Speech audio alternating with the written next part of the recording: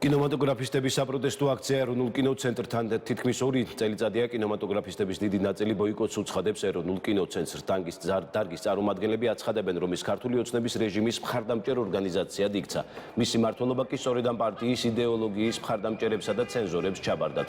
ადგილზე შეკრებილების განცხადებით ისინი ქვეყანაში გამეფებულ ტერორს აპროტესტებენ. შეკრებილებმა გაშალეს საპროტესტო ბანერი. ისინი სოლიდარობას უცხადებენ ქვეყანაში მიმდინარე საპროტესტო აქციების მონაწილეებს, ასევე დაკავებულ მოქალაქეებს. ეროვნულ კინოცენტრთან შეკრებილები გეგმავენ დღეს თბილისში არსებულ საპროტესტო კერებთან მივიდნენ, ასევე მონაწილეობა მიიღონ საპროტესტო მსვლელობებში. ის რაც ჩვენ კინოში მომუშავე ადამიანებს 2 წლის წინ დაგვატყდა თავს, ახლა მთელი ქვეყნის რეალობად იქცა. მაშინ ჩვენ ვამბობდით, ქართული კინო საფრთხეშია. ახლა ჩვენ ვამბობთ, საქართველოს საფრთხეშია.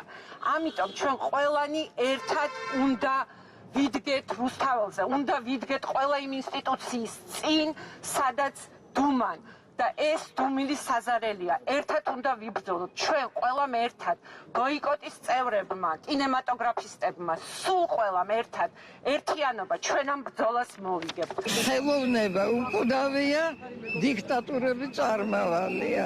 აი ამისთვის გევართ დღეს აქ, ამისთვის იყო გუშინ შესანიშნავი წარმოდგენა თეატრის, აი თეატრმა დაამტკიცა, რომ არის ცოცხალი, რომ არის ხალხის სულის გამოხატულება და არის თავისუფალი. თავისუფლებას მივახცევთ აუცილებლად ყველა ერთად.